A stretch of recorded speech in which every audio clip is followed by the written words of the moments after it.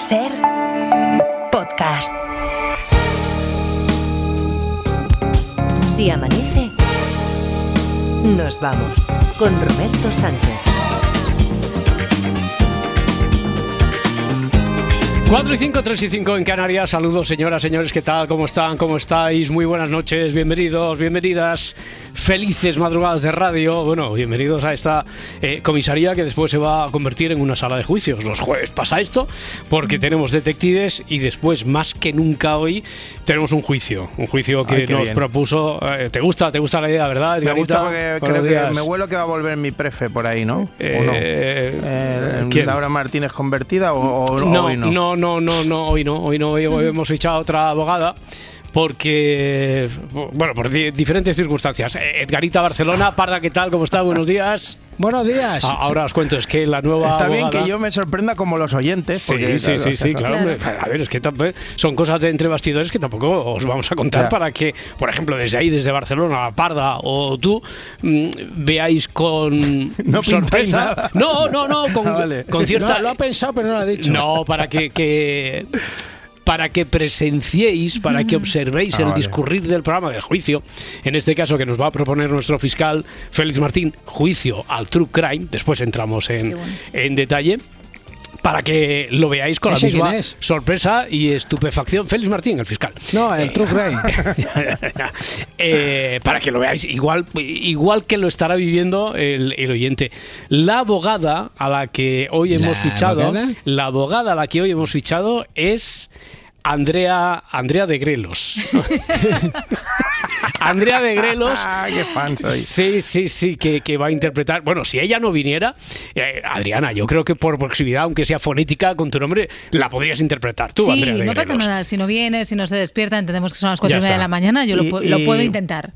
¿Me puedes dar una pistilla si es conservadorita? No. No hagas spoilers. A ver, ¿No me puedes dar o es más felpuda que otra cosa? No, porque, a ver, yo es que tiene apellido medio compuesto. Andrea de Grelos, ya lo sé.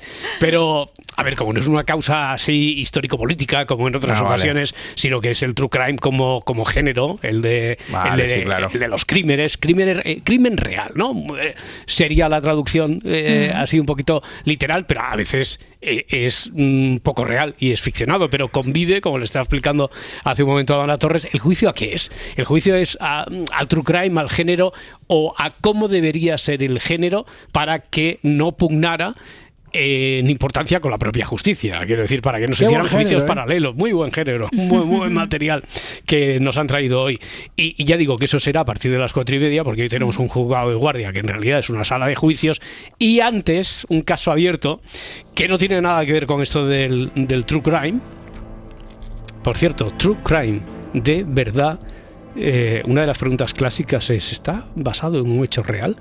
Y en casa nunca pide una segunda taza de café, que decía el anuncio. Estaba pensando que ayer me parece que esta pregunta no se hizo. Bueno, creo que no se hizo. No la tengo muy presente. Ahora veremos en el resumen.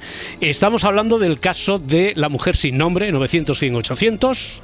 Por petición popular también os seguimos leyendo, no solo en el hilo de comentarios de YouTube, sino también en Twitter. Porque salía: hola, soy Edgarita, que estoy aquí en Barcelona, que os saludo. Aparte de gente muy solvente, oyentes de Jaén, de Salamanca, Arco, por ejemplo. Gente con 2 dedos de frente. También.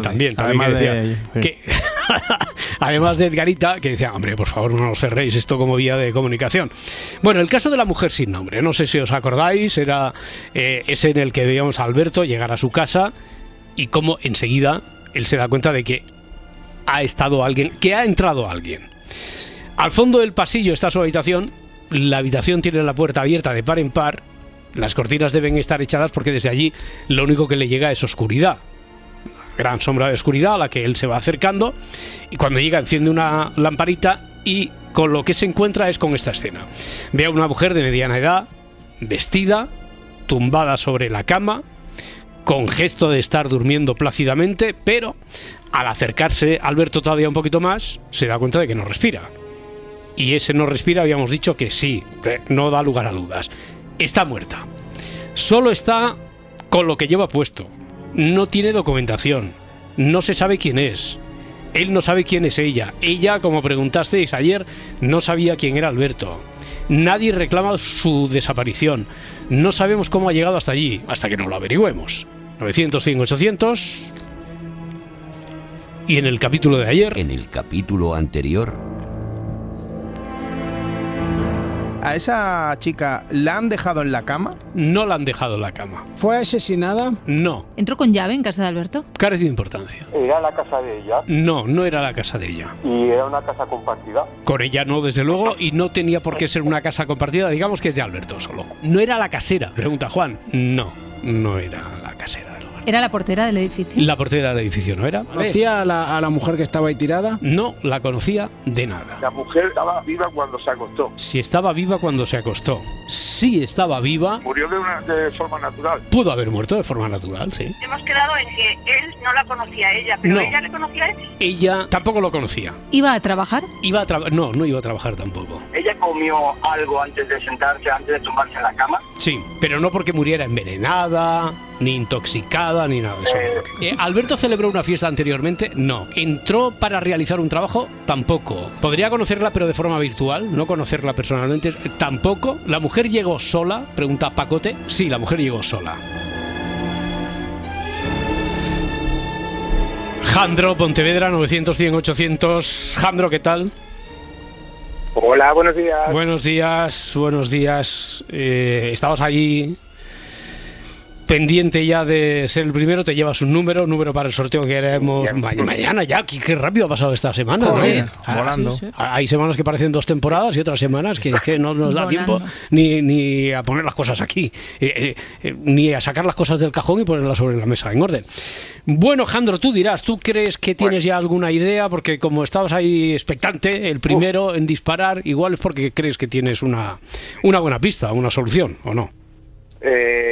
No, mucha solución no tengo, pero bueno, vamos a intentarlo, Bueno, antes de nada quería decir una cosa muy rápida, sobre todo a Edgarita y a Adriana, que bueno, seguramente han hablado bastante de mí, mira, del 14 de agosto del 2023, fuera un juego de los detectives, se titulaba En el Blanco, si os acordáis. Sobre todo Edgarita me ha nombrado varias veces. Edgar asiente, sí, Sí, acuerda. ¿te acuerdas? ¿Sí? Pero le estás... que sí te acuerdas. O no, a ver, Jandro, pero no sé, está... Cuento más. Sí, cuenta. Era como una especie de misterio. Sí. Era una historia de aquella de Juan Botella, de John Bottle. Ah, verdad. Ya suena. Era de los Juegos Olímpicos. Sí, que se resolvió. La que se resolvió a los 10 segundos. al momento de plantearse. La que marcó un hito, la que marcó un hito, un récord. ¿Tú eras el que envió la historia? Yo soy el que la resolviera. No, sí, porque es verdad. La historia era de John Bottle. Es verdad. Jandro, tú eres esa persona. Sí. Pues perdóname, pero yo al menos no recordaba tu nombre. No, es que ya llovió, que fue en el 23, ya llovió. Jandro, ¿sabes quién más se acuerda de ti? No. El que más se acuerda de ti, pero que te tiene muy presente todos los días. John Bottle. John Bottle dijo, es que se curró la historia Jandro, guapísima. macho, estuvo todo su periodo de prácticas de becario aquí en el programa. Dice, a ver si algún día, como ahora hace tiempo que no nos sorprende Edgarita, diciendo, mañana os traigo una historia. Es verdad, Pero bueno, la semana que viene hago una historia. Vale, bien. Mañana? No, porque mañana además es el día que tenemos ficción. No hay hablamos de pero series. él que la traiga mañana. Sí, por si acaso. Ay, perdón. Bueno, a ver, Jandro, pues nada, ya te tenemos entonces localizado y sobre todo John Bottle, que se acuerda bastante de ti. Bien, una vez dicho esto y una vez ya presentado, a ver si avanzamos en la historia de hoy. A ver si también la desmontas igual que desmontaste la de John Bottle. No tengo muchas esperanzas, pero bueno, venga, vamos a tirar. Bueno, lo que habéis hablado antes, que creo que no se hizo, sí está basado en una historia real, ¿no? Está basado en un hecho real. Desde hace ya algunos casos digo que es diferente que el hecho real se haya transformado directamente en historia a que los guionistas, como ha pasado en este enigma, hayan cogido un punto de inspiración en algo real y lo hayan convertido en la historia. Con lo cual, para ser más específico, no hay ningún Alberto, se llame como se llame, que llegue a su casa y se encuentre a una mujer en esas circunstancias. No. Si vais a perder tiempo. Si le preguntáis al ChatGPT, si buscáis en Google, vais a perder tiempo si vais por ese camino. Ahora, que algo que ha ocurrido en la realidad ha hecho que salte la chispa de la creatividad de los guionistas y la han llevado aquí a este territorio, sí, eso sí. Eso te lo han reconocido.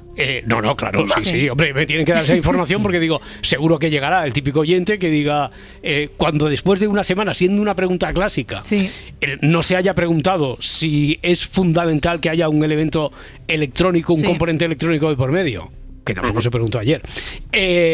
Esa era la mía, sí. Claro. O que esté basado en un hecho real, tengo que saber yo qué responder. Y en este caso es así. Como te he contado, Alejandro.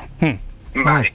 Pues vamos a tirar, a ver, cambiando un poco el tercio.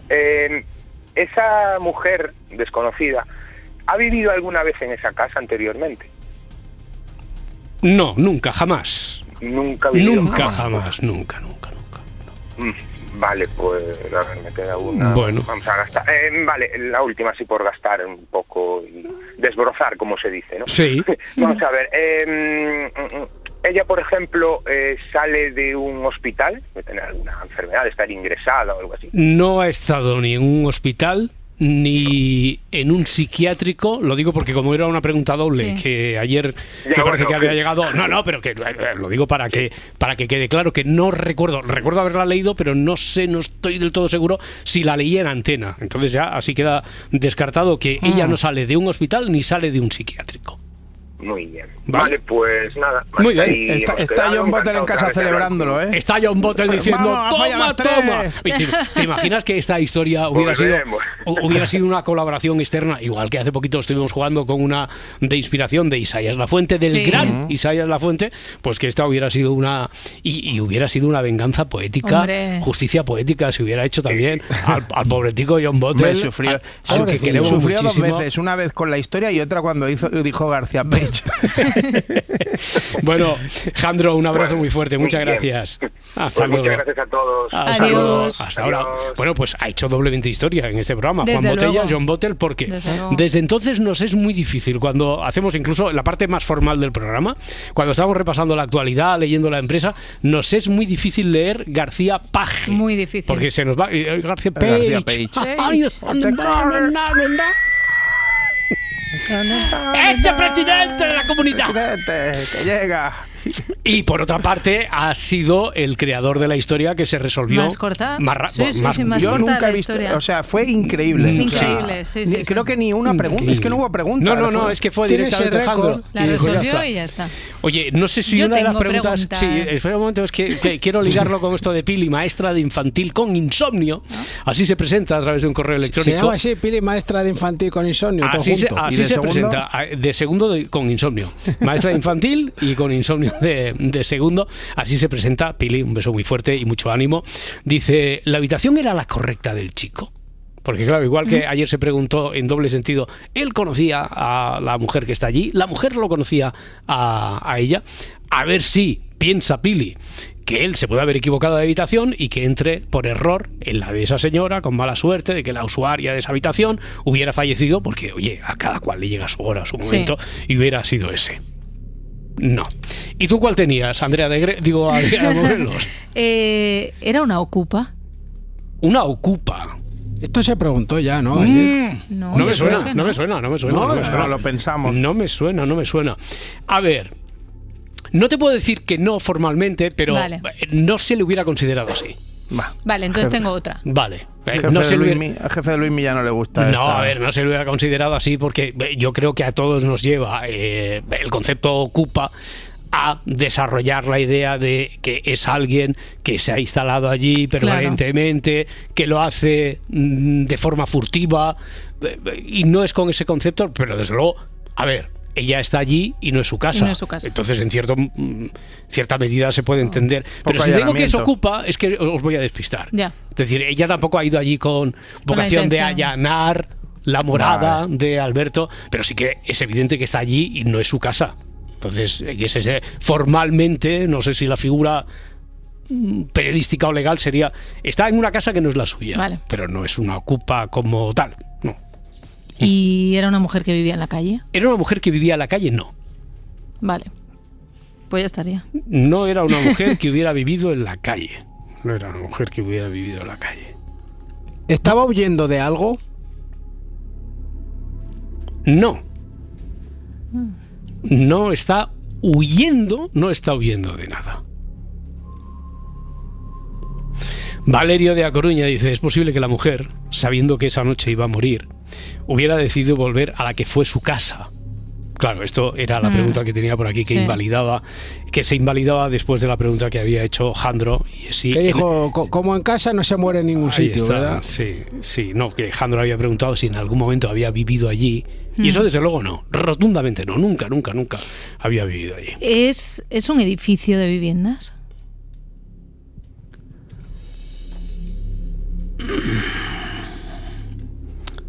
Es más verosímil pensar que es una casa. Unifamiliar. Sí, vale. Es más verosímil. No te digo yo que es más verosímil que sea una casa. Es una vecina. Una vecina es decir, que vivía cerca de... No vivía cerca de allí. Ángel de Murcia, Si amanece nos vamos, Ángel. Hola, Si amanece nos vamos. ¿Qué tal? ¿Cómo estás? Bien, un poquito afónico, pero bien. Claro, que estás gritando últimamente mucho, Ángel, ¿no? ¿Perdona? ¿Qué estás gritando o cantando mucho últimamente? ¿O ha sido el cambio de tiempo? Por esta forma. Ni gritando ni cantando. ¿Qué? El cambio de temperatura. El cambio de tiempo. Claro, pues espérate, que la que viene ahora, madre mía. Después nos cuenta Luismi, a ver, que bajan las temperaturas muchísimo. También es lógico que bajen a estas alturas de año. Bueno, Ángel, oye, incluso en Murcia. Gracias por hacer el esfuerzo, hombre. A ti te escuchamos bien, te escuchamos bien. De todas formas. Perfecto, vale. Perfecto. Oye, tengo una pregunta.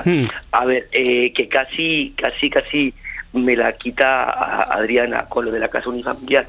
Yo pensaba, a ver cómo la planteo. A ver. La casa, él es la primera vez que va a su casa. Él, Alberto, la primera vez que va a su casa. Sí. A ver, podría ser. La ha comprado y dice, mira, claro, así a ciegas. La ha comprado, le dan las llaves, llega a la casa, la acaba de comprar, abre y se encuentra con... Y dice, ay, si tiene un regalo. Igual ¿esto qué pasa? Igual. No es la primera vez que va a su casa. Pues mi teoría ha sido por los suelos. Justamente. Era eso, ¿no? Ángel, pensabas que compraba la casa o le tocaba una herencia, llegaba allí y se encontraba pues con una persona del entorno que se había metido en la casa al encontrarse mal y estaba una casa sin abandonada y se metía ahí. En fin.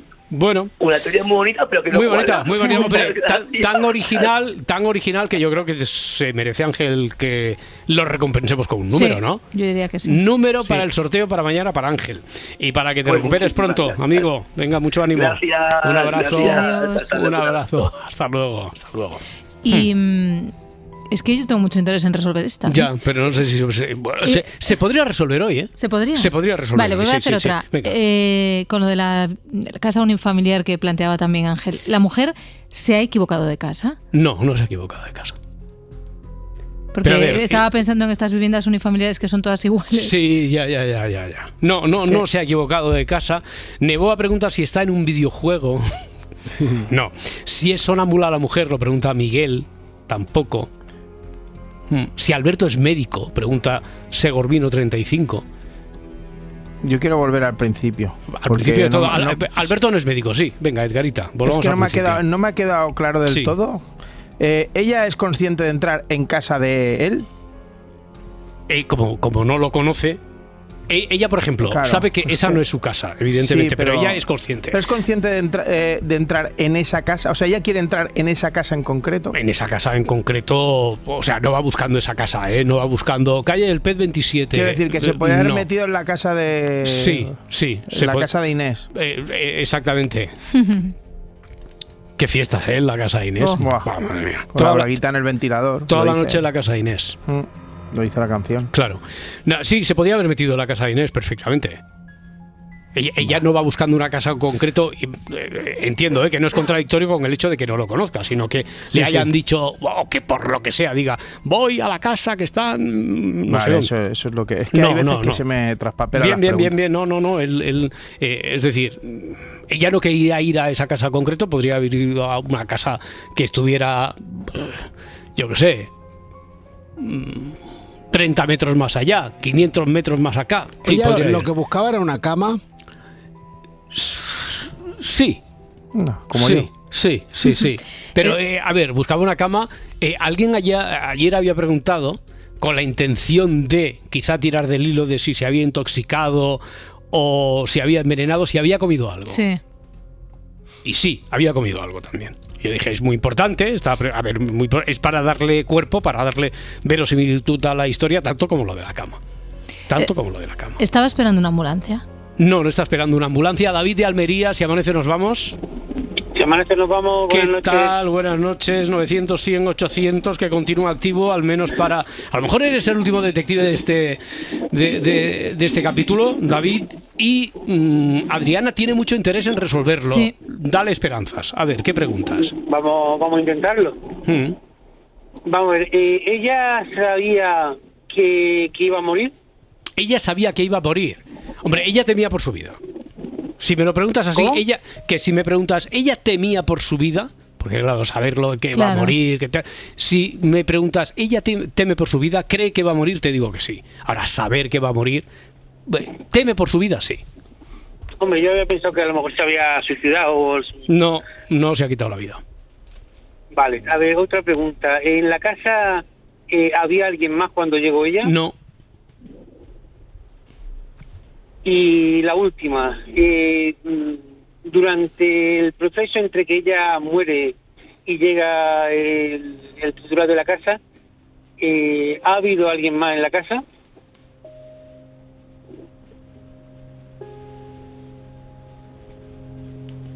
No. ¿Verdad? No ha habido nadie más. Bueno, pues nada, pues lo siento que no puedo. Bueno, yo también, David. Bueno, joder. ¿Cómo has decepcionado a Adriana Moreno? No. Oye, que has jugado muy bien. Has jugado muy bien. Estaba pensando...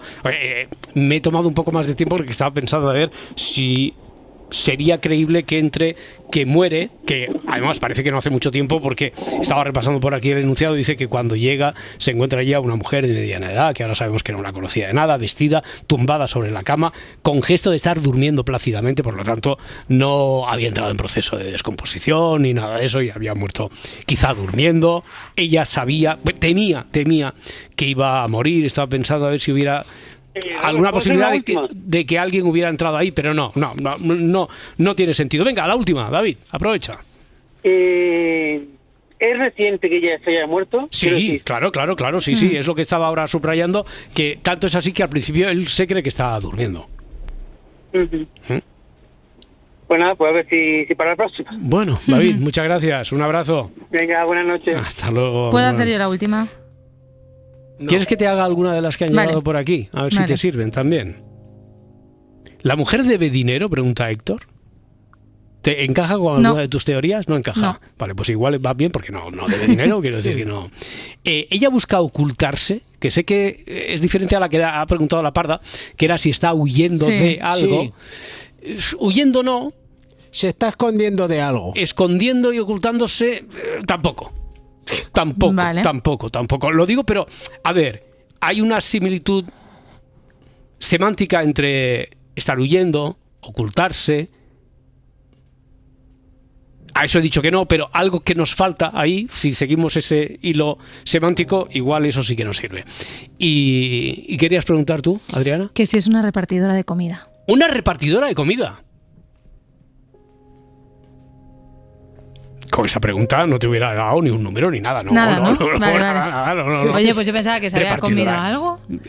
¿Algo? Es que alguna vez te ha pasado. Claro, que se come algo de lo que lleva. Sí, ¿y? De repente se encuentra mal. No, pero es que ella no se encuentra mal a partir de lo que come. Ella venía mala de casa. Ella, si temía por su vida, era antes de comer algo. Y lo que come ni le sienta mal, ni se intoxica, ni se envenena. ni tenemos tiempo para más. Venga, que vamos a abrir el juicio enseguida, en 2 minutos.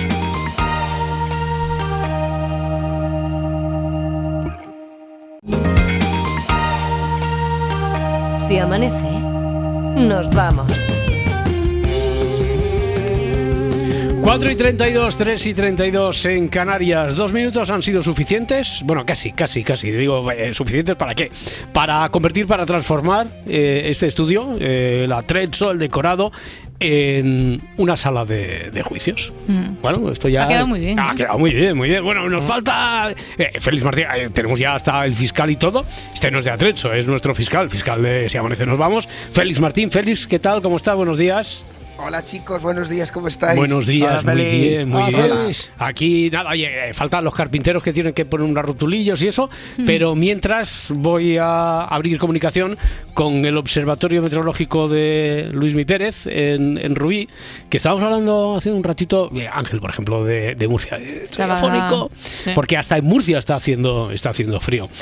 A ver si llegan las nieves. ¿Qué nos va a deparar esta jornada? Luismi, ¿cómo va a ser? Buenos días. Buenos días, una jornada fresca, más incluso que ayer, también con más viento, y la lluvia se va a quedar concentrada en el Cantábrico, el norte de Galicia, los Pirineos y en Baleares, con algunas granizadas incluso. Atención esta tarde y noche porque la cota de nieve se va a desplomar entre Euskadi, Cantabria, Navarra, La Rioja y el norte de Aragón. Esas lluvias que hoy se van a quedar concentradas solamente en el norte del país, pero que en lo que llevamos de mes han sido muy abundantes en algunas comunidades, como por ejemplo la Sierra de Gredos, también el sur de Galicia. Tenemos registros de 300 a 500 litros por metro cuadrado de las últimas semanas. Zonas en las que hubo grandes incendios forestales. Vamos a ver exactamente el papel de la ceniza que ha quedado en ese suelo. Estos últimos días hemos visto cómo los ríos bajaban completamente negros o grises, con esa gran cantidad de ceniza que era arrastrada por las lluvias casi torrenciales. En algún caso es beneficioso que se acumule algo de ceniza, pero en los bosques el hecho de que se hayan quemado y luego llueva mucho puede ser más un impedimento que otra cosa para que pueda regenerarse mejor. Muy bien, lo vemos en la segunda parte del programa. Tengo, bueno, el mazo o la maza, Félix Martín, ya que me lo has dado, me has otorgado a mí la potestad de ser el presidente del tribunal. El martillico. Esto que es el martillico que el mace. No recuerdo nunca. Si es el neutro. El mazo o la maza, ¿qué es, Félix? El mazo. El mazo, venga, vamos. Empezamos. ¡Oh! ¡Qué a gusto se queda uno, eh! Yo creo que he equivocado de equivocación. Yo tenía que haber sido ¿Puedes matar algún mosquito que haya por ahí ya de paso? Podríamos hacer como el veredicto, el programa aquel de Ana Rosa Quintana. También. Bueno, yo recuerdo, y ahora hablaremos del otro programa al que vamos a homenajear, un programa también de juicios en la tele, porque la semana pasada Félix Martín, nuestro fiscal, asumió el reto de acercarnos al fenómeno del género true crime, pero en contraposición a la justicia. Porque llevamos muchos meses debatiendo de esto, por ejemplo, cuando hemos tratado aquí asuntos como el que hizo de Félix Martín el fiscal más popular, conocido, mediático, etcétera. Aunque yo no sé si esto te persigue mucho, Félix, o si convives bien. ¿Eres como los Estopa, que ya hubo un momento que aborrecían la raja de tu falda, o no te molesta tanto que te digan el fiscal del caso de la Guardia Urbana? No, porque además la gente es bastante cariñosa cuando se acerca a mí. Sí. Bueno, el caso de la Guardia Urbana, el de los hermanos Menéndez, cuando estas últimas semanas, por ejemplo, por remitirnos a lo más reciente, nos hemos acercado a los terribles crímenes del monstruo de Florencia. Y es que en los últimos tiempos estamos asistiendo a un fenómeno que además resulta cada vez más frecuente. Historias judiciales que saltan del sumario a la pantalla, pero casi sin transición. Sin solución de continuidad. Casos complejos, con decisiones delicadas, casos que se convierten en documentales, podcasts, series, y en realidad en paralelo, mientras todavía resuenan los ecos del juicio. Y no sé, consumimos esos relatos con la misma naturalidad con la que seguimos una producción de ficción. Una forma muy gráfica de verlo es que tú abres la pantalla en la misma línea de los cuadraditos estos a los que te va a llevar a una serie o a un true crime o lo que sea. que te ofrece Netflix, pues conviven tanto uno como otros. Es decir, que eso a lo mejor incita a que después no acabemos de diferenciar. A que no acabemos de diferenciar que una es una serie de ficción y otra hay víctimas reales o una familia, incluso la familia del acusado, que también está pasando ahí por un drama, ¿no?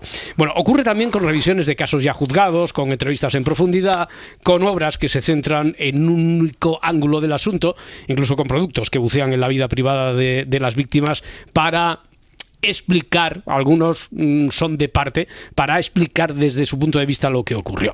Y todo ello en un contexto donde la información circula mucho más rápido que la justicia, ya sabemos, y no solo en este país, quizá especialmente en este país, pero se va moviendo a pasos de gran mastodonte, y eso no ocurre del todo de la misma manera en la ficción, donde el relato audiovisual termina condicionando de alguna forma cómo podemos llegar a conocer o a recordar ese caso. Así que esta noche queremos preguntarnos, ¿dónde termina la justicia? ¿Dónde empieza el relato? ¿Hasta qué punto el true crime ayuda a comprender cuándo corre el riesgo de sustituir a los tribunales en la mente del espectador? Así que esta noche, voy a utilizarlo otra vez. Esta noche hemos organizado un juicio simbólico, el juicio del true crime, que ahora empieza oficialmente. Y bueno, primero una sintonía de un programa de la tele, a ver quién la recuerda.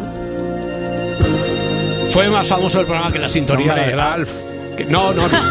Era de la época. En la misma época, los domingos por la tarde, las 2 emitían Alf, pero no, estamos hablando del programa Tribunal Popular. No sé si qué bueno, sí. Tribunal Popular, tú lo veías, ¿verdad, Parda? Tú sí que... Yo sí. Fuiste coetánea, claro. No sé si alguien más aquí, ¿alguien lo recuerda? Ya tengo una edad, sí. Un programa muy popular, de debate, emitido en televisión española entre el 89 y 1991, que utilizaba... Bueno, en realidad casi la misma mecánica que vamos a utilizar aquí, la de poner en escena un juicio para abordar temas de actualidad social, política, cultural, de gran interés para el público, programa que se desarrollaba en el plató.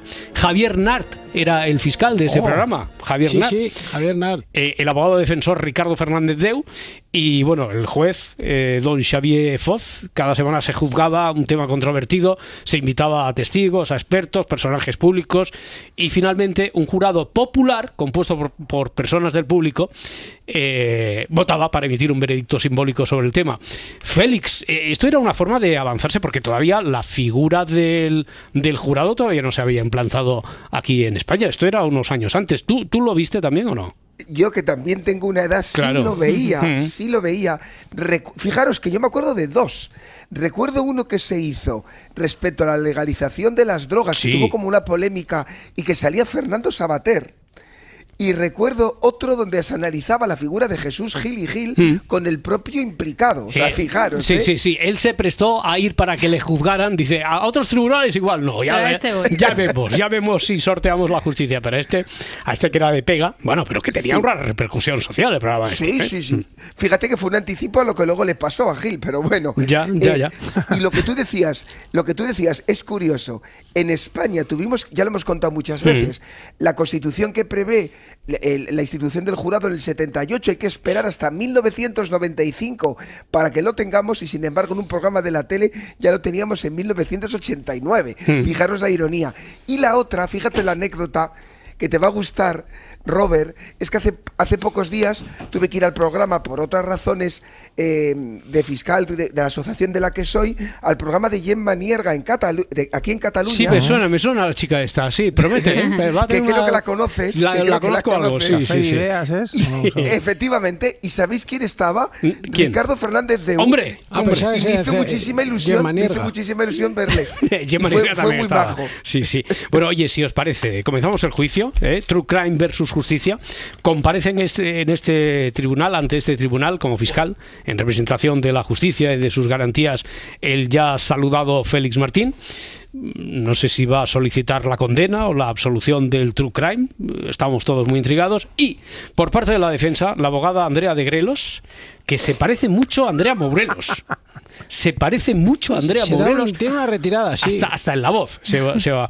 Ambos van a escuchar a nuestros testigos, van a interrogar. No sé si... yo creo que esto, como los grandes juicios, va a necesitar de más de una sesión. Félix, igual hacemos 2 o las que se tercie, seguro. Yo creo que sí. Van a replicarse entre ellos y, como siempre, la última palabra será del jurado, que son los oyentes del Se Amanece. Venga, comencemos con los alegatos iniciales. Primero el fiscal y después la abogada Andrea de Grelos. Señor fiscal, tiene usted la palabra. Gracias, señoría. La Fiscalía parte de reconocer que estamos ante un juicio muy complicado para el jurado. ¿Por qué? Porque demonizar sin más al true crime sería reduccionista e injusto, porque más que ninguna otra cosa, para la Fiscalía el true crime tiene como una moneda un anverso y un reverso. ¿Por qué? Porque en un true crime podemos encontrar, y existe desde luego, buen periodista, incluso justicia, pero ojo, señoría, también hay espectáculo y no pocas veces sesgo, cuando no incluso un claro intento de tergiversar la verdad por otras finalidades. Dejadme que os evoque el tratamiento mediático tan desigual en asuntos como, solo por poner unos ejemplos, Alcácer, Asunta, Nevenka, Magi Salvador, Los Menéndez. Y es que el true crime puede ser una herramienta cultural, desde luego, pero también un arma peligrosa si confunde verdad con verosimilitud al servicio de determinados intereses. Ya sé lo que me va a decir la letrada Andrea, y con razón. La justicia tiene defectos. Por ejemplo, los casos de Dolores Vázquez o Alcácer lo prueban. Pero ojo, y aquí voy a estar yo como fiscal para recalcarlo, la justicia también tiene virtudes que son sagradas, garantías como la proporcionalidad, como la presunción de inocencia. Y sabéis la fundamental, que el objetivo de la justicia solo es uno, no el espectáculo, sino la verdad, y eso lo cambia todo. Oye, perdona, antes de que tome la palabra, como decimos en los alegatos iniciales, la abogada, como esto también nos sirve, en realidad, abrimos paréntesis y aprendemos del discurrir de un juicio. A ver, tú como fiscal, en estos alegatos, y cada vez que te diriges, ahora lo haces a la audiencia, pero tú siempre como fiscal tienes claro que te estás dirigiendo al jurado popular, que es quien va a dictar sentencia. Tú siempre te estás dirigiendo cuando dice, tened en cuenta, cuando hace a ellos, ¿no? Directamente a ellos. Y les miro, les llamo señorías, además explico que son señorías a partir de entonces, y además sabéis cómo se revuelven el asiento, como diciendo los pobres, ¿en qué lío nos habéis metido, ¿no? Pero siempre les miro a ellos y me dirijo a ellos. Oye, ¿son un todo? Quiero decir, ¿te puedes dirigir a alguno particularmente? Porque tú tú sí que sabes sus nombres. Dice, a ver, el de la camisa de cuadros. Pero sabes sus nombres, sabes su filiación, pero no son un todo. Y siempre te tienes que dirigir a ellos. Vale, alegatos iniciales, Andrea de Grelos, abogada. Bueno, tiene razón el señor fiscal cuando dice que a mí me toca evidenciar los defectos de la justicia. Madre mía, lo tienes crudo, Félix. Qué seguridad en la abogada esta. Cuidado. A ver, señor fiscal, es que el true crime ha servido para reparar silencios. Sin Soy Nevenka, muchas mujeres seguirían sin comprender qué fue el acoso institucional. Sin Dolores Vázquez no habríamos revisado los errores mediáticos que arruinaron una vida. El género true crime no es un enemigo de la justicia, sino un espejo de sus fallos y yo diría un amplificador de su lentitud y de sus prejuicios. Si me permite su señoría un pequeño matiz a la letrada, estoy de acuerdo, Andrea, en que el papel, como dice usted, en que el papel del periodismo es vigorizar la democracia y por ello la justicia, con los ejemplos que usted señala. Pero en mi opinión, seríamos ciegos si no nos damos cuenta que en no pocas ocasiones el true crime no sabe dónde está el límite, por una clave, que contar no es juzgar, que un documental no es un tribunal. Bueno, pues este tribunal sí que queda constituido, es así, ¿no? La formalidad, quiero decir, alegatos iniciales, entonces ya quedan constituido formalmente el tribunal, el jurado, ya sabéis que sois vosotros, los oyentes del Se Amanece. Llamamos al primer testigo. Comparece Lara Losa, periodista de tribunales. Lara, has cubierto los grandes juicios del país. ¿Dónde crees que se cruzó la línea entre la información y el espectáculo? Pues en el momento en que las cámaras entraron en el dolor. El caso Alcácer fue el principio de todo. Convertimos el sufrimiento en horario de máxima audiencia y desde entonces cada crimen grave corre el riesgo de transformarse en una serie. Lara, soy el fiscal. Permítame una pregunta. Más recientemente, casos como el de Rocío Carrasco, la televisión se convirtió en un tribunal. No niego el derecho de nadie a contar, pero le pregunto, ¿no? Para usted, ¿un plató corre el riesgo de convertirse en una vista oral? ¿No corremos el riesgo de que el público intente convertirse en un jurado? Bueno, el peligro del juicio mediático es que la verdad ya no se busca, se vota y cada espectador pues se siente juez. Lara, y supongo que también hay que reconocer que esos relatos, no sé qué piensa usted, dan visibilidad a los dolores invisibles, como a la violencia de género, al acoso, al abuso de poder. Yo creo, si me permite también la letra de Andrea, que no sé si este matiz lo compartiría Lara, que la visibilidad no puede pagarse con la pérdida de garantías, que la justicia no se construye con trending topics. El tribunal también puede dirigirse, puede preguntarle. Totalmente, sí. Totalmente. Vale. Lara, el tribunal le hace entonces la siguiente pregunta. ¿Cree que los periodistas están preparados para narrar un proceso penal con rigor? No siempre. Necesitamos formación jurídica, sensibilidad, ética y una regla de oro muy importante. No se puede contar lo que todavía no ha terminado. Si me permite su señoría, sí, a este respecto, esto yo no lo podía hacer tanto, de interrumpir un juicio, esto no se puede hacer tanto. Aquí vas con ventaja, claro, estoy un poco... Estoy en casa, al amparo de lo que tú ordenes. Bueno, señor fiscal, sí, le permito. Gracias, señoría. A cuenta de lo que dice Lara, me gustaría contar una anécdota, porque creo que ha dado la clave cuando dice que no se puede contar lo que todavía no ha terminado, uno de los límites éticos, una anécdota real. En torno al terrible crimen por el que primero se detuvo y después se condenó al hijo de un conocido actor por la muerte de su compañero sentimental.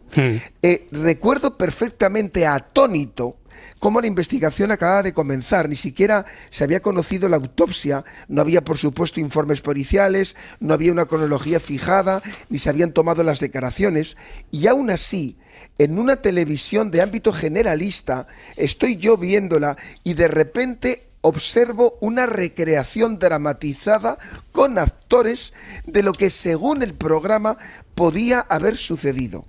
Antes de todo eso, ¿vale? Esto es lo que yo llamo, y lo digo claramente en este tribunal, contaminar un proceso. Porque cuando una investigación está en marcha, cada imagen, cada insinuación, cada reconstrucción precipitada puede crear un juicio paralelo, que nunca es bueno. El espectador cree que ya sabe lo que pasó. El testigo que verá la recreación puede verse influido. El sospechoso puede convertirse en culpable en la mente del público antes incluso de poder defenderse. Y lo más grave, los profesionales que trabajan en el caso comienzan a cargar con una presión mediática que no les corresponde. La justicia necesita silencio, método y serenidad mientras se está proyectando. El espectáculo necesita inmediatez. Y cuando el espectáculo, ya termine, señoría, entra en un proceso vivo, lo que se rompe no es el guión, lo que se rompe es la presunción de inocencia, la imparcialidad y a veces la posibilidad misma de llegar a la verdad. Y esto, en definitiva, es de lo que estamos hablando hoy. El riesgo de convertir un crimen real todavía confuso, todavía en estudio, en un producto narrativo con apariencia de certeza en relación con una versión concreta elegido por unos guionistas concretos. Señor fiscal, gracias, ¿no le parece a usted suficiente que ese programa donde se está realizando la recreación tenga un rótulo muy llamativo, que los presentadores del programa vayan insistiendo en que eso no es más que una recreación? Lo que prevalece en la mente de quien lo está viendo es que aquello es como una recomposición de la realidad como tal. Sí, vale. A mí me parece hacer trampas. Eso me parece hacer trampas. Si le parece, ya vamos a declarar al médico forense de Si Amanece. Nos vamos al doctor Luis María Planchat. Doctor, bienvenido. Buenas noches. Buenas noches, buenos días. Buenos días. Señor forense, en las partes le van a hacer unas preguntas. Empiece usted, señor fiscal. Gracias. Buenos días, señor doctor Planchat. Es un honor estar con usted en el juicio. Le pregunto, doctor, usted como psiquiatra, ¿qué explicación nos puede dar a que la sociedad haya quedado tan fascinada por el true crime y sobre todo ahora, en este momento? ¿Por qué ahora y no antes? Mire, señor fiscal, se podría dar una explicación muy simple, diciendo que es el morbo, que lo que mueve todo es el morbo y llegar a conclusiones sobre la sociedad y tal. Yo apuntaría otra serie de razones, fundamentalmente. En primer lugar, yo creo que en el ser humano está imbuido en su código genético la necesidad de estar protegido o de protegerse o de prever posibles ataques, ¿no? desde sus orígenes, el ser humano ha tenido que estar en esa actitud. Y en ese sentido, el true crime sería como le dice al ser humano, a la persona, le dice, presta atención, mira lo que te puede pasar y aprende para defenderte si te encuentras en esa situación. También hablaría de otra razón que podría ser lo que nosotros en psicología y en psiquiatría llamamos el miedo recreativo, que es aquella situación en la que se presenta una serie de secreciones de neurotransmisores, hormonas, cuando estamos experimentando una sensación de miedo, pero con una situación de seguridad. Es lo mismo que, para que lo entienda el jurado, sería lo que se produce en una montaña rusa, por ejemplo. Otra razón podría ser que provoca una reflexión, el true crime puede provocar una reflexión acerca de la naturaleza humana y del estado de la sociedad. ¿Existen los malvados o qué factores psicológicos han podido llevar a esta situación? Incluso preguntas que puede hacerse el espectador, como por ejemplo, si yo fuera padre de un hijo que está acusado de asesinato, ¿yo lo podría entregar, por ejemplo? Sí. Otra razón, y acabo, sería que lógicamente el true crime innegablemente emplea una serie de recursos dramáticos que captan el interés del público, pues ya sea por el suspense, la sorpresa, el clima de misterio, y que afectan a nuestros instintos y miedos más profundos, como pueden ser los celos, la codicia, la venganza y tal. Y finalmente, y con ello concluyo, la otra razón que yo indicaría, que sería una quinta razón que yo indicaría, sería fundamentalmente la curiosidad humana. El ser humano es curioso por definición, la incertidumbre es psíquicamente muy dolorosa, y entonces queremos saber cómo se resuelven las cosas y que sobre todo de aquellas situaciones o casos que no sean comprensibles, ¿no? Como por ejemplo puede ser un crimen. Yo creo que estas 5 razones son las que explicarían el éxito del true crime en la actualidad. Señor Planchat, soy la letrada de Grelos. Quería hacerle alguna pregunta. En algunos casos... Se ha metido con el papel, la tía. Sí.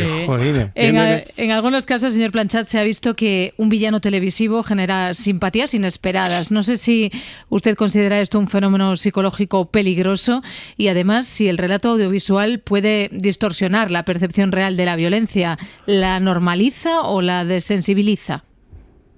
Yo creo que esa glorificación del criminal que comentaba la señora letrada puede darse, pero sería sinónimo y para mí indicativo de que el true crime no es correcto.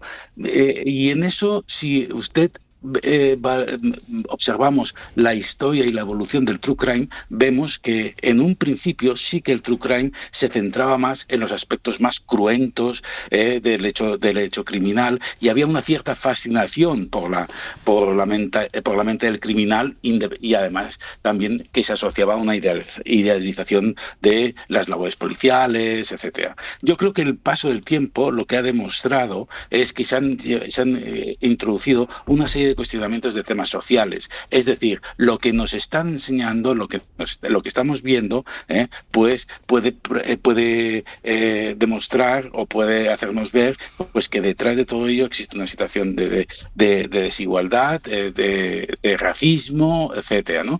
Toda esa introducción de estos temas sociales, y también de el aspecto y las circunstancias también de las víctimas y sus familias, que se ha ido introduciendo desde los primeros true crimes hasta los más actuales, yo creo que evita, por decirlo de alguna manera, esa glorificación del criminal y esa idealización del criminal. Señor fiscal, ¿tiene usted alguna otra pregunta para el testigo? Mire, yo creo que esta le va a gustar a su señoría, porque es una cosa de la que hemos debatido muchas veces en Se Amanece, en Juzgado de Guardia. Tampoco me haga públicamente la pelota, señor fiscal. Eso no queda bonito. No.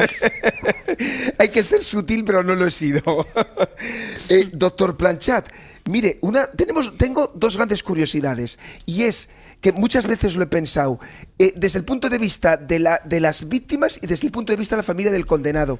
Imagínese, doctor Planchat, que estas 2 familias o la propia víctima está viendo el true crime, o la familia del condenado.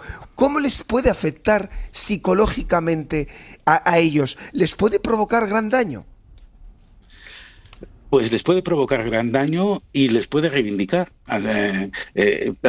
Tanto en un caso como otro es normal y es una reacción normal, por decirlo de alguna manera. Y me explico, ¿en qué sentido? En que hay familias, y esto el Ministerio Fiscal, al igual que yo, personalmente lo hemos comprobado, pues hay familias en las cuales necesitan esta reivindicación por ese hecho de justicia, por decirlo de alguna manera, que podría haberse representado en el true crime y tal, mientras, y hablo también para los familiares, respecto a los familiares del condenado, mientras que en otras situaciones se puede producir una vuelta a la reexperimentación y, consecuentemente, a lo que nosotros llamamos un síndrome de estrés postraumático, es decir, a la aparición nuevamente de esos pensamientos intrusivos, esas conductas de evitación y esa hipervigilancia que conlleva el visionado de esta situación, es decir, el volver a vivir la historia, ¿no? Pueden darse las dos cosas y depende muchas veces de cuál ha sido el proceso, tanto de la familia, los familiares de la víctima, como también los familiares del condenado, cuál ha sido el proceso que han vivido ellos y las características personales de todos ellos durante todo ese proceso. Y desemboca... Le ruego que vaya acabando, doctor, porque no veo signos de agotamiento ya entre el jurado y entre los comparecientes, y le quería formular, aunque solo para cerrar la sesión de hoy, una última pregunta. Si cree usted que un documental puede influir en la memoria de los testigos, en aquello que después hemos llegado a llamar casi el síndrome Mandela, si existe el riesgo de contaminación, de generar incluso falsos recuerdos y que se den como buenos. Sí, totalmente. Puede ocurrir. Es decir, incluso lo que se ha comprobado es que en la memoria de hechos muy traumáticos sí que puede haber una afectación y puede crear falsos recuerdos. Eso está claro. ¿Ve usted mucha frivolidad?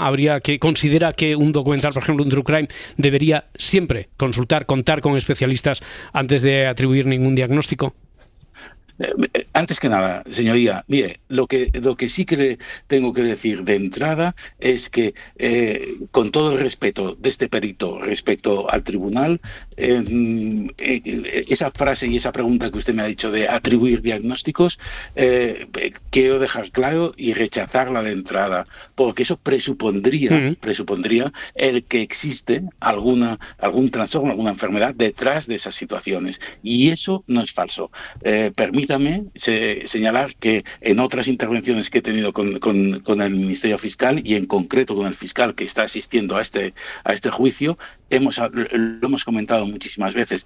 El mal y el malvado existe y eso no es sinónimo de que detrás haya ningún tipo de trastorno ni ningún tipo de enfermedad. Por lo tanto, en ese sentido, sí que quiero romper una lanza y a lo mejor sea lo más positivo que pueda presentar este perito en este acto judicial, el descartar absolutamente de que siempre o pueda haber la existencia de un diagnóstico. Puede haberla, pero ni es lo más frecuente, y por supuesto el admitir eso comportaría que siempre estaríamos diagnosticando la maldad. Y doctor Planchat, muchísimas gracias por su comparecencia, muchísimas gracias por sus respuestas, por su claridad, y hasta aquí.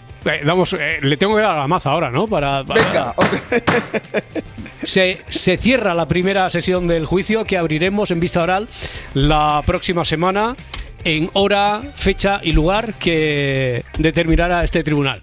Señorías, muchísimas gracias. Hasta la próxima. Un abrazo grande.